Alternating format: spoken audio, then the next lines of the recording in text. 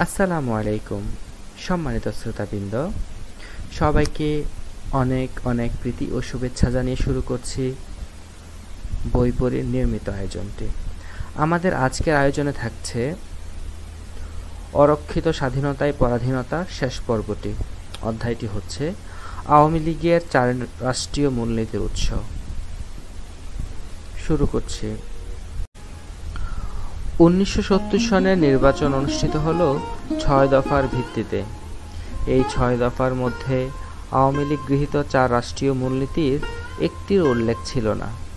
তাছাড়া নির্বাচন ইশতেহারে আওয়ামী লীগ আরও উল্লেখ করেছিল যে তারা ইসলাম ধর্মবিরোধী কোনো আইন কানুনও পাশ করবে না। কিন্তু আওয়ামী লীগ 72 সনের জানুয়ারিতে ক্ষমতাসীন হওয়ার সাথে সাথেই ইসলামের বিরুদ্ধে অপপ্রচার শুরু করে দেয় এবং গণতন্ত্র, সমাজতন্ত্র, ধর্মনিরপেক্ষতা এবং জাতীয়তাবাদ নামের রাষ্ট্রের 4 মূলনীতি নির্ধারণ করে, যা পরবর্তীতে 72-এর রাষ্ট্রীয় সংবিধানও সন্নিবেশিত করা হয়। এই 4 নীতির মূল উৎস কোথায়? কেনই বা উক্ত 4 নীতিকে বাংলাদেশের রাষ্ট্রীয় মূলনীতি হিসেবে ঘোষণা করা হলো? এই প্রশ্নগুলোর জবাব জনগণ আজও পায়নি।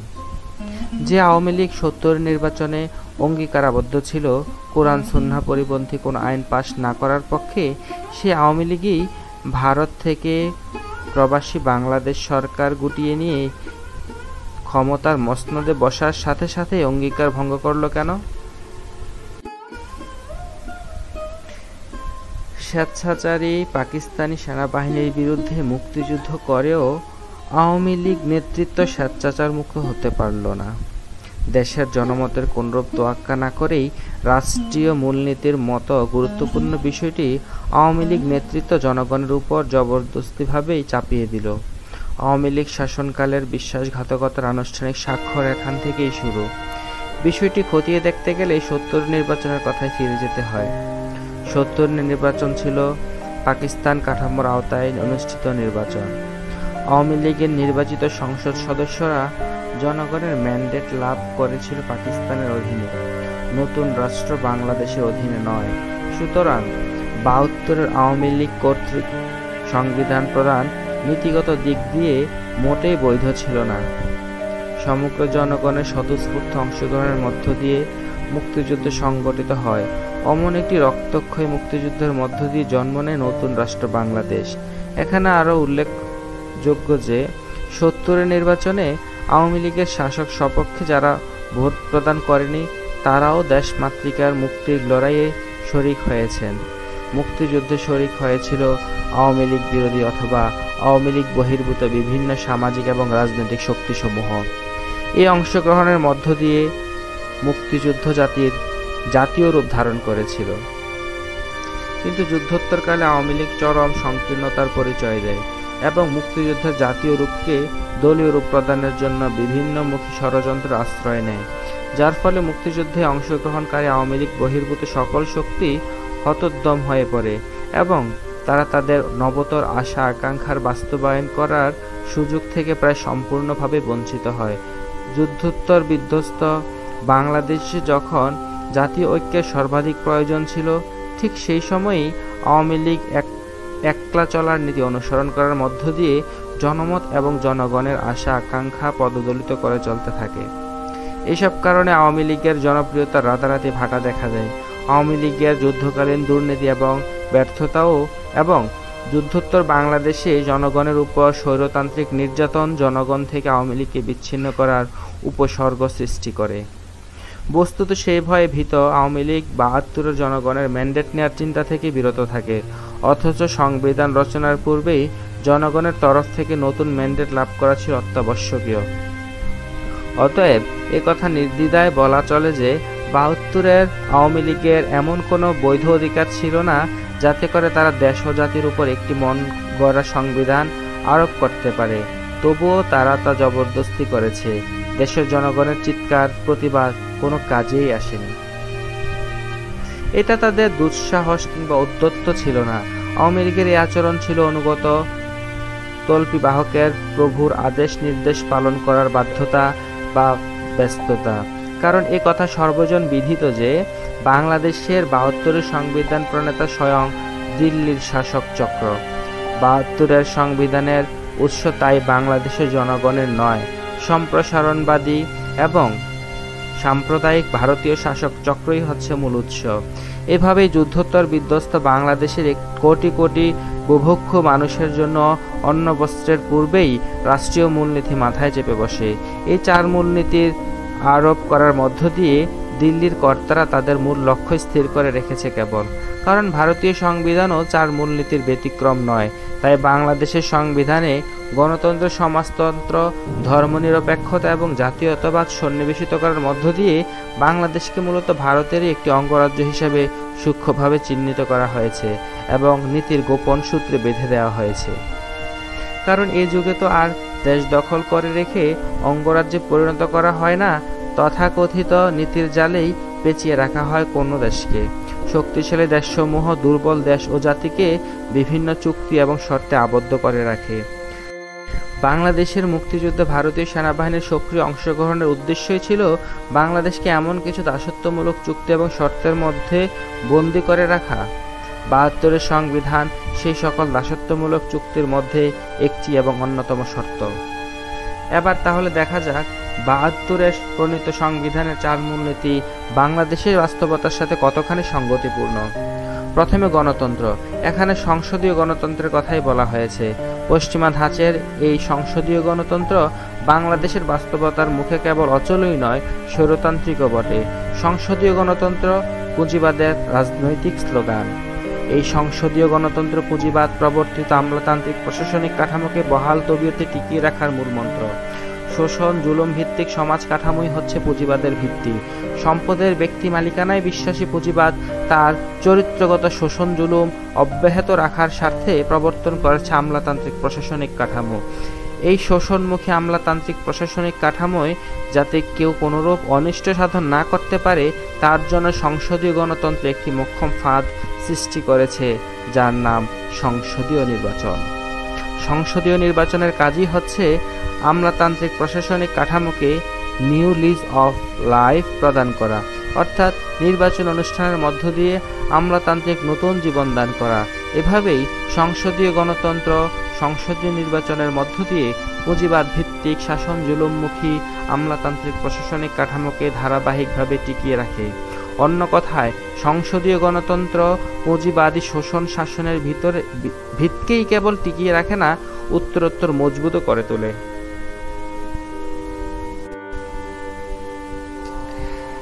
এছাড়াও সংসদীয় গণতন্ত্র সম্পদশালীদেরকে আইন প্রণয়নকারী সংস্থার প্রতিনিধিত্ব অর্জনে সাহায্য করে। সংসদীয় গণতন্ত্র হচ্ছে বিত্তবানদের গণতন্ত্র, বিত্তহীনদের গণতন্ত্র নয়। সংসদীয় গণতন্ত্রে আইন প্রণয়নকারী সংস্থার প্রতিনিধি হিসেবে বিত্তবান শ্রেণীর লোকেরা নিজেদের স্বার্থ এবং মর্জি মাফিক নতুন নতুন আইন প্রণয়ন এবং আইন ভঙ্গেরও বেপরোয়া ক্ষমতার অধিকারী হয়। সমগ্র প্রশাসনেই বিত্তবানদের অনুগত তাবেদার হয়ে থাকে। এই ধরনের সমাজ কাঠামোতে কোটি কোটি বিত্তহীন শ্রমজীবী মানুষের যেখানে কর্মসংস্থান হয় না, তারা খুঁজে পায় না এক মুঠো অন্ন, সে সমাজেই মুষ্টিমেয় বিত্তবানদের কাছে জমে ওঠে সম্পদের পাহাড় এবং দারুণ স্বেচ্ছাচারিতার সাথে তারা বিভিন্ন আরাম আয়েশ ভোগবিলাস এবং অনুৎপাদক কর্মকাণ্ডে বেসুমার অর্থ সম্পদ অপচয় করে বেড়ায়। সংসদীয় গণতন্ত্রের রাজ্যে এই সকল বিত্তবানদের জন্য আইন থাকে নীরব এবং অন্ধ, কারণ আইনের মালিকও তারা।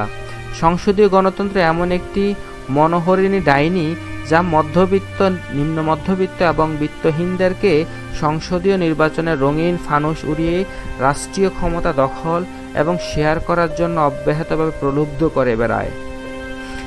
কিন্তু বিত্তহীনরা আশায় আশায় নিরর্থক ঘুরতেই থাকে কেবল।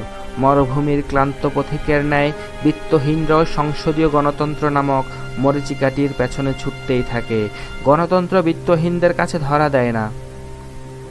কোটি কোটি মানুষকে বুখা নাঙ্গা এবং অবহেলিত রেখে পুঁজিবাদ সংসদীয় গণতন্ত্রের মাধ্যমে সমাজে মুষ্টিমেয় বিত্তবানদের হাতে যাবতীয় সম্পদ এবং উৎপাদন যন্ত্রের মালিকানা কেন্দ্রীভূত করে। এটাই পুঁজিবাদের চূড়ান্ত লক্ষ্য, চরিত্রগত বৈশিষ্ট্য। এমন বৈশিষ্ট্য সম্পন্ন একটি রাজনৈতিক দর্শনের সদ্য স্বাধীন বাংলাদেশের রাষ্ট্রীয় মূলনীতির প্রথম স্তম্ভ করার মধ্য দিয়ে জনদরদি, দেশদরদি নামে পরিচিত শেখ মুজিব এবং তার আওয়ামী লীগ কীভাবে বাংলাদেশের কোটি কোটি দুস্থ শোষিত মানুষের মুখে হাসি ফোটানোর স্বপ্ন দেখেছিলেন। পুঁজিবাদী সমাজ কাঠামো বহাল রেখে যারা সমাজের সংখ্যাগরিষ্ঠ শোষিত নির্যাতিত মানুষের মুখে হাসি ফোটানোর স্বপ্ন দেখেন কিংবা ওয়াদা করেন, তারা হয় অজ্ঞ, না হয় তারা চরম প্রতারক। এ তো গেল আওয়ামী লীগ কর্তৃক প্রণীত 4 রাষ্ট্রীয় মূলনীতির প্রথম স্তম্ভ সম্পর্কে কিছু কথা। এবারে 4 মূলনীতির দ্বিতীয় স্তম্ভকে আলোচনায় আনা যেতে পারে। দ্বিতীয় স্তম্ভ হচ্ছে সমাজতন্ত্র। ভালো কথা, সমাজতন্ত্রের বিস্তারিত সংজ্ঞা দেওয়ার কোনো প্রয়োজন আছে বলে মনে করি না। সমাজতন্ত্র হচ্ছে পুঁজিবাদ বিরোধী দর্শন। বস্তুবাদ ভিত্তিক সমাজতান্ত্রিক দর্শন পুঁজিবাদের কবর রচনার মধ্য দিয়ে আত্মপ্রকাশ করেছে। পুঁজিবাদের বিরুদ্ধে আপোষহীন লড়াই করার মধ্য দিয়ে যে ক্ষেত্রে সমাজতন্ত্র প্রতিষ্ঠা করতে হয়, সেক্ষেত্রে একই রাষ্ট্রে পুঁজিবাদী দর্শন এবং সমাজতান্ত্রিক দর্শন একই সঙ্গে কি করে রাষ্ট্রীয় মূলনীতির অন্তর্ভুক্ত হতে পারে? শেখ মুজিব এবং আওয়ামী লীগের দাপটে বাঘ মহিষকে যেমন এক ঘাটে জল খাওয়ানোর চেষ্টা চলেছে, ঠিক তেমনি হয়তো পুঁজিবাদ এবং বেচারা সমাজতন্ত্রকে একইভাবে একই ঘাটের জল গিলানোর অপচেষ্টা চলেছিল আর কি। উপরিউক্ত দুটি দর্শনের ভিন্ন ভিন্ন উৎপাদন সম্পর্ক রয়েছে। পূর্বে উল্লেখ করেছি, উৎপাদন যন্ত্রের ব্যক্তি মালিকানা ভিত্তিক সম্পর্কের অধিকারী হচ্ছে পুঁজিবাদ, আর উৎপাদন যন্ত্রের সমষ্টিগত কিংবা রাষ্ট্রীয় মালিকানা ভিত্তিক সম্পর্কের অধিকারী হচ্ছে সমাজতন্ত্র। প্রথমটি ব্যক্তির সাথে অর্থ সম্পদ কেন্দ্রীভূত করে, আর দ্বিতীয়টি সমষ্টির মধ্যে অর্থ সম্পদের বন্টন করে এবং উৎপাদন যন্ত্রের ব্যক্তি মালিকানার ভিত সম্পূর্ণভাবে উপড়ে ফেলে। সম্পূর্ণ বিপরীতধর্মী এবং বৈরী সম্পর্কের এই দুটি দর্শনকে কোনো ব্যক্তি কিংবা গোষ্ঠী বিশেষের জনপ্রিয়তার দাপটে বাঘ মহিষের মতো একই ঘাটে জল গিলানো সম্ভবই নয়।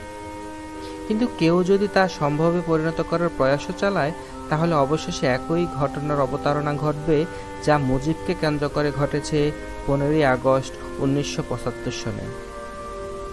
পুঁজিবাদ এবং সমাজতন্ত্রের মধ্যকার সম্পর্ক ঠাট্টা তামাশার সম্পর্ক নয়, সেই সম্পর্ক হচ্ছে রক্তক্ষয়ী আপোষহীন সম্পর্ক, একে অপরের নিঃশ্বাসের মধ্যে টিকে থাকার সম্পর্ক। রাষ্ট্রীয় মূলনীতিতে একই সাথে পুঁজিবাদ প্রবর্তিত সংসদীয় গণতন্ত্র এবং মার্ক্সবাদ প্রবর্তিত সমাজতন্ত্র, এই দুটি বিপরীতমুখী নীতির সংমিশ্রণের মধ্য দিয়ে শেখ মুজিব এবং তার আওয়ামী লীগ তাহলে কী লক্ষ্য অর্জন করতে চেয়েছিল? আমার মতে তাদের দুটি প্রধান লক্ষ্য ছিল।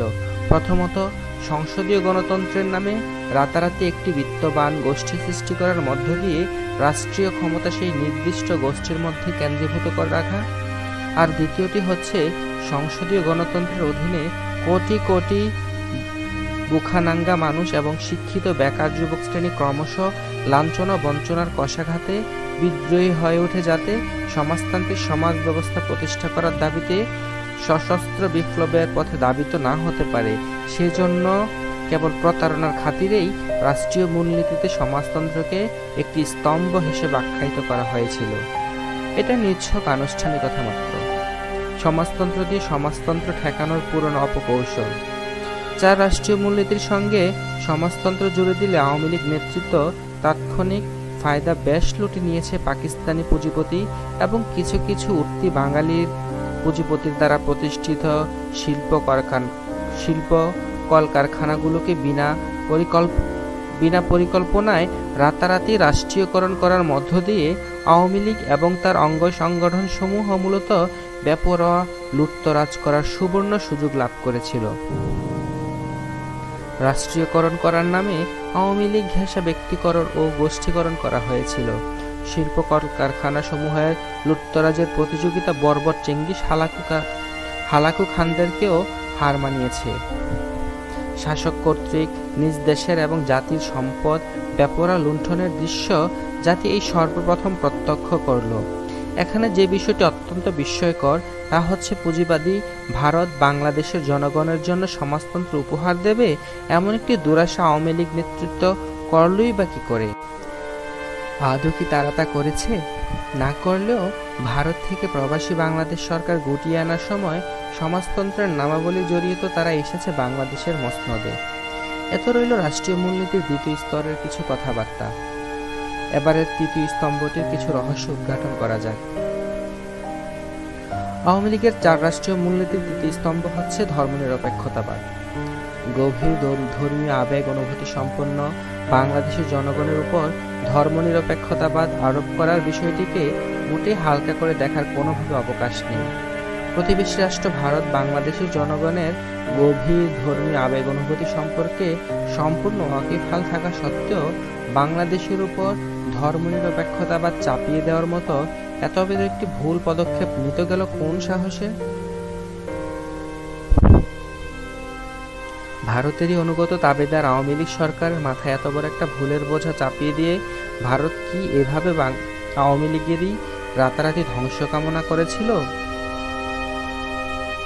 যদি উপরিউক্ত প্রশ্নের একটি সঠিক না হয়ে থাকে, তাহলে বাংলাদেশের জনগণের উপর ধর্মনিরপেক্ষতা বা চাপিয়ে দেওয়ার অন্তরালে ভারতের আসল উদ্দেশ্য কি ছিল?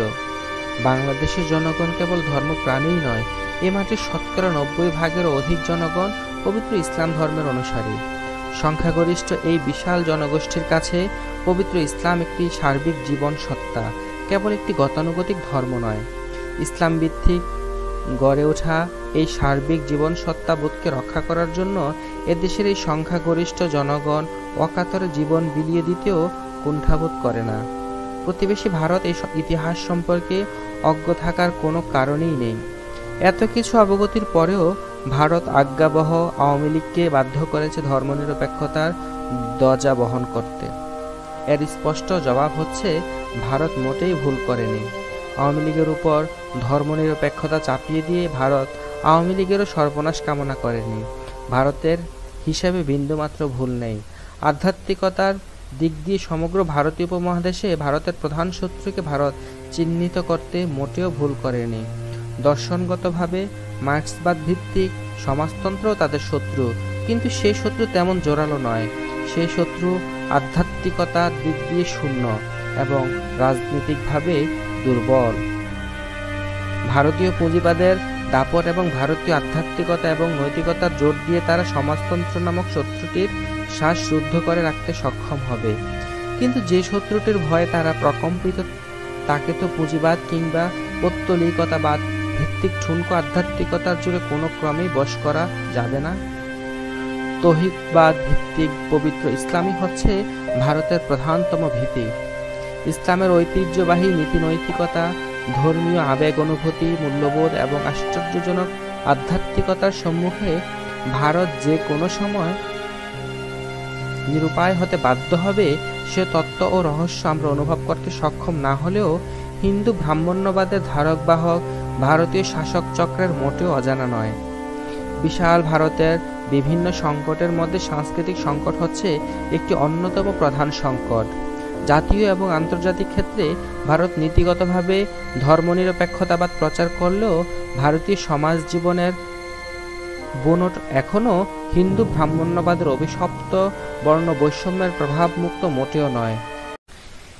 হিন্দু ধর্মের এই বর্ণ বৈষম্য অথবা জাত শ্রেণীভেদের কারণেই প্রায়শই ভারতের বুকে যে উদ্গীরণ ঘটে তা আগ্নেয়গিরির লাভার চেয়েও ধ্বংসাত্মক।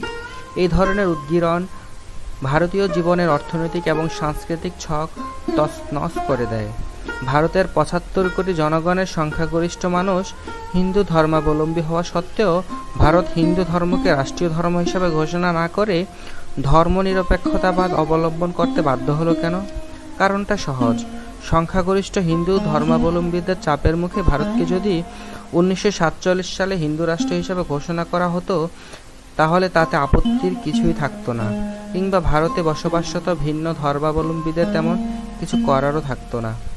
সংখ্যাগরিষ্ঠ হিন্দু সমাজ তাতে বরং খুশিই হতো, কিন্তু তা করা হয়নি কেবল আন্তর্জাতিক সম্পর্কে ভারসাম্য রক্ষা করার জন্য। কারণ ভারতকে হিন্দু রাষ্ট্র হিসেবে ঘোষণা করা হলে ভারতের জন্য আন্তর্জাতিক সম্পর্ক রক্ষা এবং উন্নয়নের ক্ষেত্রে জটিল সমস্যা দেখা দিতে পারত। ভারতের বাইরে কোনো হিন্দু রাষ্ট্র নেই, তাই আন্তর্জাতিক ক্ষেত্রে বন্ধু হিসাবে সহজে কাউকে নীতিগতভাবে পেত না। দ্বিতীয়ত, ভারত হিন্দু রাষ্ট্র হিসাবে ঘোষিত হলে ভারতের অভ্যন্তরীণ সাংস্কৃতিক সংকট তীব্রভাবে বৃদ্ধি পাওয়ার সম্ভাবনা থাকত। এবং সে কারণেই ভারত জাতীয়ভাবে থাকত বিধ্বস্ত এবং আন্তর্জাতিক ক্ষেত্রে হয়ে পড়ত বস্তুহীন। এই দ্বিমুখী সংকট উত্তরণের লক্ষ্যেই ভারত সংখ্যাগরিষ্ঠ হিন্দু সমাজকে নাখোশ করেও ধর্মনিরপেক্ষতাবাদকেই রাষ্ট্রীয় নীতি হিসাবে ঘোষণা করতে বাধ্য থেকেছে।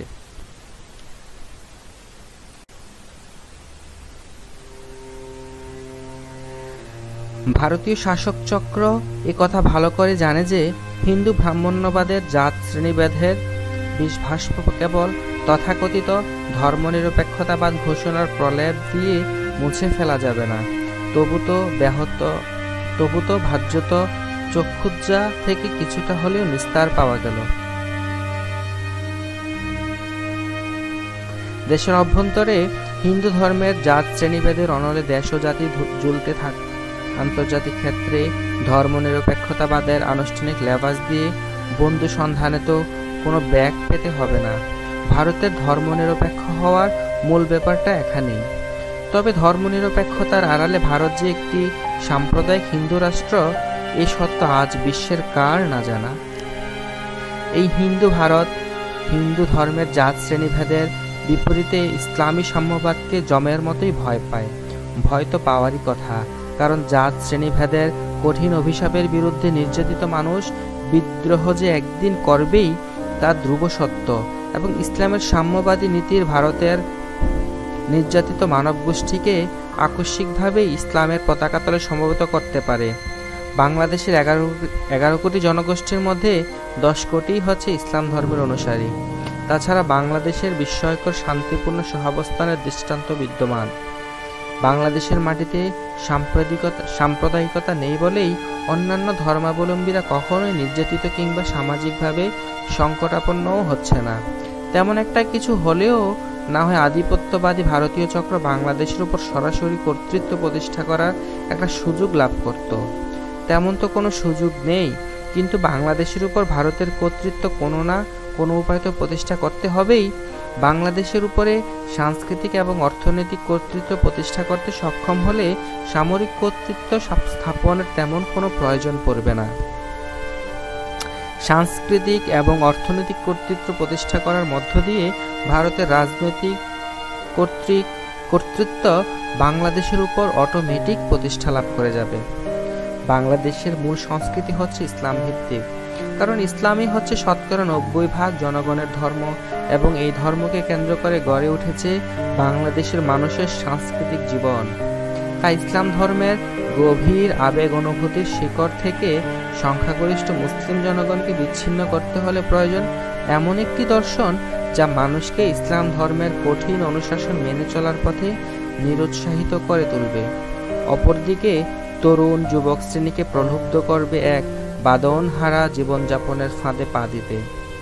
ধীরে ধীরে ধর্মীয় অনুশাসনের অনুপস্থিতি তরুণ যুবক শ্রেণীকে বেপরোয়া আরাম আয়েশ ভোগপূর্ণ উচ্ছৃঙ্খল জীবন পদ্ধতির দিকে ঠেলে দিলেই তারা হয়ে পড়বে শিকড়হীন বরগাছার মতন। তাদের আবেগ অনুভূতি সমাজের গভীরে পতিত থাকবে না বলেই তারা হবে ভাসমান উচ্ছৃঙ্খল জনগোষ্ঠী। তখন তারা আর ইসলামের ঐতিহ্যে গর্ববোধ করবে না এবং ধর্মনিরপেক্ষতাবাদের জোয়ারে গা ভাসিয়ে চলতে অভ্যস্ত হয়ে পড়বে। কারণ তথাকথিত ধর্মনিরপেক্ষতাবাদ তরুণ যুবকদেরকে ধর্মের প্রতি বীতশ্রদ্ধ করে তোলে এবং ধর্মীয় অনুভূতি একেবারেই মিটিয়ে দেয়। ধর্মনিরপেক্ষতাবাদ ধর্মহীনতারই লেবাসি নাম। ধর্মনিরপেক্ষতাবাদ হচ্ছে বস্তুভিত্তিক দর্শনের সাংস্কৃতিক দৃষ্টিভঙ্গি।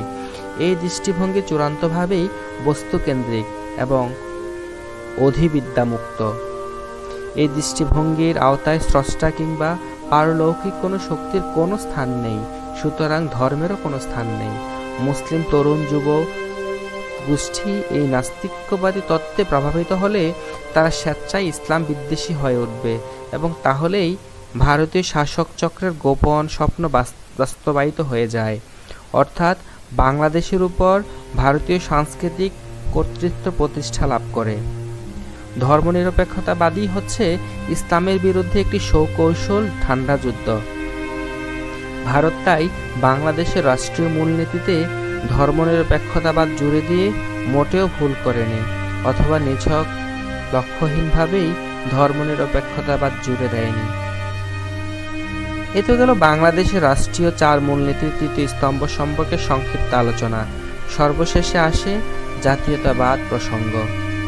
রাষ্ট্রীয় মূলনীতিতে জাতীয়তাবাদ জুড়ে দেওয়ার পেছনেও ইসলাম বিদ্বেষী মতলব রয়েছে। কারণ জাতীয়তাবাদও ধর্মনিরপেক্ষতাবাদের ন্যায়ই জাতিকে ধর্মবিমুখ করে তুলতে সহায়তা করে এবং ভাষা, কৃষ্টি এবং জাতীয় ঐতিহ্যভিত্তিক মন মানসিকতা গঠন করে। এহেন মন মানসিকতা মানুষকে অহেতুক অহংকারী করে তোলে এবং পার্শ্ববর্তী দেশ ও জাতির বিরুদ্ধে জাত্যাভিমান, হিংসা, বিদ্বেষের জন্ম দেয়। এই জাত্যাভিমান ইসলামী সাম্যবাদী চেতনার পরিপন্থী। তাছাড়া বাঙালি জাতীয়তাবাদ বাংলাদেশে বসবাসরত মুসলিম জনগণের সাংস্কৃতিক এবং ঐতিহ্যগত ধ্যান ধারণার প্রতিফলনও সঠিক অর্থে ঘটায়। বাংলাদেশের মুসলিম বাঙালি এবং পশ্চিম বাংলার হিন্দু বাঙালির সাংস্কৃতিক চেতনার উৎসস্থলকে এক ও অভিন্ন করে দেখার কোনো অবকাশ নেই। দুই বাংলার সাংস্কৃতিক অঙ্গনের রূপ বাহ্যতে এক মনে হলেও সাংস্কৃতিক চেতনার উৎস বিপরীতমুখী। স্বাধীন বাংলাদেশের সাংস্কৃতিক চেতনার উৎস হচ্ছে তৌহিদবাদ, যা ইসলাম ধর্মভিত্তিক। অপরদিকে পশ্চিম বাংলার জনগণের সাংস্কৃতিক চেতনার উৎস হচ্ছে পৌত্তলিকতাবাদ, যা হিন্দু ধর্মভিত্তিক। সুতরাং বাঙালি জাতীয়তাবাদ পশ্চিম বাংলার বাঙালি ভাই বোনদেরকে যতটা অনুপ্রাণিত করবে, বাংলাদেশের মুসলিম বাঙালিকে ততটা অনুপ্রাণিত করবে না। কারণ বাঙালি জাতীয়তাবাদের সাংস্কৃতিক চেতনায় পৌত্তলিকতাবাদের প্রভাব অধিক। এই দর্শনগত পার্থক্যের কারণে উভয় বাংলার ভাষা, খাদ্য, পোশাক সহ সংস্কৃতির বাহ্যিক দিকের একটি সাদৃশ্য থাকা সত্ত্বেও উভয়ের মধ্যে বিরাজ করছে এক সুকঠিন প্রাচীর, যা কখনো তাদেরকে এক হতে দেবে না। বাঙালি জাতীয়তাবাদের মধ্য দিয়ে সেই প্রাচীর ভেঙে চুরমার করা সম্ভব হবে না। তবে বাংলাদেশের জনগোষ্ঠীর এই একটা অংশকে সেই প্রাচীর টপকিয়ে হয়তো ওপারের সাথে একাত্মতা করা যাবে, কিন্তু তাতে ফল হবে বিপরীত। এপারের সংখ্যাগরিষ্ঠ জনগোষ্ঠীর মধ্যে জন্ম নেবে আজন্ম অবিশ্বাস এবং রেষারেষি। ভারতীয় শাসক চক্র মূলত উভয় বাংলার মধ্যে এই স্থায়ী রেষারেষি কামনা করে, যার ফলে সবকিছু জেনে শুনেই ভারতীয় শাসক চক্র বাংলাদেশের রাষ্ট্রীয় মূলনীতির চতুর্থ স্তম্ভ হিসেবে বাঙালি জাতীয়তাবাদকে জুড়ে দিয়েছে। বাংলাদেশের কতিপয় বুদ্ধিজীবী মুসলিম বাঙালি এবং হিন্দু বাঙালির সংস্কৃতিগত পার্থক্য উপলব্ধি করতে না চাইলেও পশ্চিম বাংলার বুদ্ধিজীবী সম্প্রদায় কিন্তু পার্থক্যটা অনেক পূর্ব থেকেই জানেন। এখানে একটা উদাহরণ দিলেই ধারণাটা পরিষ্কার হবে বলে আমার বিশ্বাস। উভয়ই একই হিন্দু ধর্মের লোক হওয়া সত্ত্বেও যখন উচ্চবর্ণ হিন্দু এবং নিম্নবর্ণ হিন্দু হরিজনকে জীবন্ত অবস্থায় পুড়িয়ে হত্যা করে, সেই উচ্চবর্ণ হিন্দু সম্প্রদায়ের কাছে মুসলিম বাঙালিদের গ্রহণযোগ্যতা আদৌ থাকতে পারে কি? কেন পারে না? সে উত্তর বাংলাদেশের মুসলিম বুদ্ধিজীবীরা দিতে লজ্জাবোধ করলেও পশ্চিম বাংলার বুদ্ধিজীবীরা অনেক পূর্বেই সে প্রশ্নের উত্তর যুগে যুগে দ্ব্যর্থহীন কণ্ঠেই দিয়েছে। নিজেদের সত্যিকার পরিচয় প্রদান করতে যে জাতি হীনমন্যতার শিকার হয়, সে জাতির অস্থিমজ্জা শুকিয়ে যেতে 1 শতাব্দীর অধিক প্রয়োজন হয় না। বাংলাদেশের বুদ্ধিজীবী জনগোষ্ঠীর মধ্যে এই সত্তার সংকট এতই তীব্র রূপ ধারণ করেছে যে আজ তারা নিজ সত্তা প্রকাশের দ্বিধাগ্রস্ত। এই ধরনের আচরণ মুক্তবুদ্ধি কিংবা কোনো বাহাদুরির লক্ষণ মোটেও নয়, বরং এটা হচ্ছে আত্মপরিচয় দানে হীনমন্যতা এবং আত্মপ্রবঞ্চনার বহিঃপ্রকাশ। পরগাছা বৃত্তি প্রগতিশীলতার লক্ষণ নয়, বাস্তবতার স্বীকৃতির মধ্য দিয়েই প্রগতি। তাই জাতীয়তাবাদ সম্পর্কে আমার মতামত, বাংলাদেশের ব্যাপক জনগোষ্ঠী আজ এই বাস্তবতারই স্বীকৃতি চায়, কারো কোনো করুণা ভিক্ষা করে না। সংক্ষেপে রাষ্ট্রীয় 4 নীতির পোস্টমর্টেম এখানেই শেষ। আওয়ামী লীগ কর্তৃক প্রণীত বাংলাদেশের 72-এর সংবিধানকে যারা দেশ ও জাতির জন্য পবিত্র আমানত বলে মনে করেন, তাদের কাছে একজন মুক্তিযোদ্ধা হিসাবে আমার সবিনয় আশ্বাসবাণী দেশ ও জাতির জন্য, আপনারা ব্রাহ্মণ্যবাদী ভারতীয় শাসক চক্রের তরফ থেকে যে সকল পবিত্র আমানত 1971 সন থেকে বহন করে নিয়ে এসেছেন, তার মালিকানা নিয়ে আপনাদের সাথে বাংলাদেশের তৌহিদি জনগণের কোনোদিনই প্রতিযোগিতা হবে না। তবে রাষ্ট্রীয় মূলনীতি 4 স্তম্ভ বিশিষ্ট ইমারতটির উপর যে একটি নির্ভরশীল এবং স্থায়ী ছাদ নির্মাণের প্রয়োজন ছিল, সেই বিষয়টি আওয়ামী লীগ নেতৃত্ব কার উপর ছেড়ে দিয়েছিল? ভারত না রাশিয়ার উপর? জনমত এই বিষয়ে বিভ্রান্ত। ছাদহীন স্তম্ভের উপরে আধিপত্য বিস্তারের উন্মাদ শক্তি মাত্রই ছাদ বিছাতে আগ্রহী থাকবে। এটাই তো স্বাভাবিক। হলোও তাই, হচ্ছেও তাই এবং হবেও তাই। আর তাই তো কখনো ভারত, কখনো রাশিয়া, কখনো আমেরিকার ইচ্ছামাফিক লীলাখেলা চলছে আমাদের 4টি স্তম্ভের অভ্যন্তরে। একটি রক্তক্ষয়ী মুক্তিযুদ্ধের মধ্য দিয়ে আমরা অবুঝের মতো কেবল 4টি স্তম্ভই ধার করলাম, নিরাপদ একটি বাসগৃহ তৈরি করার প্রস্তুতি নিলাম না। দেশের কোটি কোটি নির্যাতিত মানুষ এবং তৌহিদি জনগণ আজ সেই নিরাপদ একটি বাসগৃহই কামনা করে, বিদেশি প্রভুদের কাছ থেকে পাওয়া স্তম্ভ বিশিষ্ট ইমারত নয়। স্বাধীনতা লাভের প্রায় 17 বছর পরেও আমাদের কোনো অভাব তো দূর হলোই না, বরং যত দিন যাচ্ছে ততই যেন জাতি হিসেবে আমরা মর্যাদাহীন হয়ে পড়ছি, নিস্তেজ হয়ে পড়ছি। বুক ভরা আশা, স্বপ্ন আজ রূপান্তরিত হয়েছে গ্লানি ও হতাশায়।